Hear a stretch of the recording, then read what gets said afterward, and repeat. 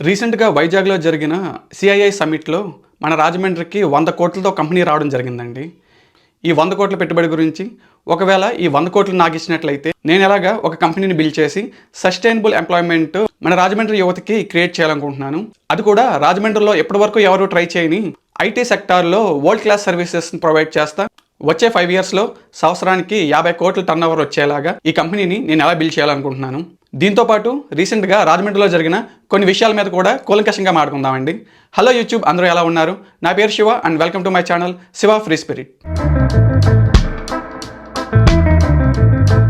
వైజాగ్లో జరిగిన CII summit తర్వాత మన రాజమండ్రికి 100 కోట్లతో ఒక ఏవియేషన్ కంపెనీ వచ్చిందండి.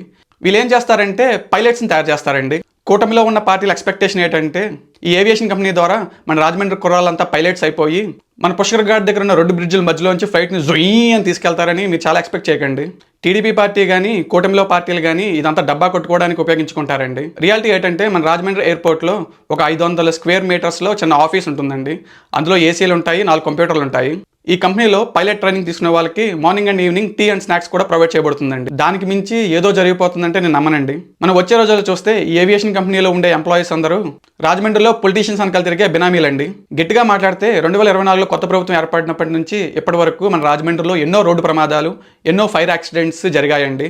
దాంతోపాటు మన గోదావరిలో కానీ ఈ మధ్య ఊళ్ళో ఉన్న డ్రైనేజీలో కూడా మనకి సవాల్ దొరుకుతున్నాయండి. సింపుల్గా చెప్పాలంటే శాండ్ మాఫియా మరియు పబ్లిక్ వర్క్స్లో కమిషన్స్తో పాటు వీళ్ళు ప్రైవేట్ దందాలు కూడా చేస్తున్నారండి. అంటే సెటిల్మెంట్స్ చేస్తున్నారు.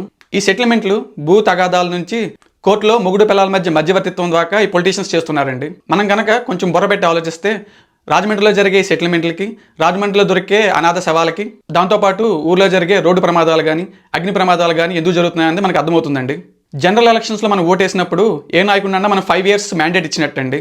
అందువల్ల మనం 2024 నుంచి 2029 దాకా ఇలాంటి పరిపాలనే మనం చూడాల్సి ఉంటుందండి. ఒకవేళ ఈ 100 కోట్లు నాకు ఇచ్చినట్లయితే నేను ఈజీగా 40,000 శాలరీ వచ్చే 100 జాబ్లు క్రియేట్ చేస్తానండి. ఈ ఇనిషియల్ 100 ఎంప్లాయీస్తో నెక్స్ట్ 5 ఇయర్స్లో ఒక రోబోటిక్ సిస్టమ్ బిల్డ్ చేయబోతున్నానండి. అంతేకాకుండా ఈ 5 ఇయర్స్లో మేము తయారు చేసిన ఇన్ హౌస్ సాఫ్ట్వేర్ ఏదైతే ఉందో దాన్ని సర్వీస్ రూపంలో ఏ కంపెనీలు అయితే రోబోటిక్స్లో యూస్ చేసే ఈ మోషన్ కంట్రోల్ సాఫ్ట్వేర్ కోసం చూస్తున్నారో వాళ్ళకి మేము డెవలప్ చేసిన లైబ్రరీస్ని లైసెన్స్ రూపంలో అమ్ముతామండి. ఈ విధంగా మేము బిల్డ్ చేయబోయే కంపెనీకి సర్వీస్ రూపంలో రెవెన్యూ వస్తుంది. డిఫరెంట్ ఇండస్ట్రీస్కి ఉపయోగపడే రోబోటిక్ సిస్టమ్ కూడా ఈ ఇన్హౌస్ సాఫ్ట్వేర్తో బిల్డ్ చేసి ఓన్ ప్రోడక్ట్ కూడా అమ్మచ్చండి. ఆ విధంగా ఒకవేళ నాకు 100 crores వచ్చినట్లయితే నేను రాజమండ్రిలో ఎస్బీఐలో ఫిక్స్డ్ డిపాజిట్ వేసి ఎవ్రీ మంత్ దాని మీద వచ్చే ఇంట్రెస్ట్ని 100 మందికి 40,000 చొప్పున శాలరీ ఇవ్వచ్చండి. దానివల్ల మన ఇనిషియల్ క్యాపిటల్ 100 crores బ్యాంక్లోనే సేఫ్గా ఉంటాయి. ఆ 100 crores ఫిక్స్డ్ డిపాజిట్ మీద వచ్చే మంత్లీ ఇంట్రెస్ట్ ఏదైతే ఉంటుందో అది 40,000 చొప్పున 100 మందికి మనం శాలరీ ఇవ్వచ్చండి. ఆ విధంగా మినిమం క్యాపిటల్ రిస్క్తో రోబోటిక్ ఇండస్ట్రీలో ఒక కంపెనీ బిల్డ్ చేయాలనుకుంటున్నానండి. దాంతోపాటు రాజమండ్రి ప్రజల దీవెనలు, దేవుని ఆశీస్సులు ఉంటే 2029లో రాజమండ్రి ఎమ్మెల్యే కింద కూడా అవ్వాలనుకుంటున్నానండి. ఆ విధంగా రాజమండ్రిలోని పెద్దల సలహాలు, సూచనలతో 21st సెంచరీ ఎమ్మెల్యే ఎలా ఉండాలన్నది రాజమండ్రి ఎమ్మెల్యేగా 2029లో నేను చూపించబోతున్నానండి.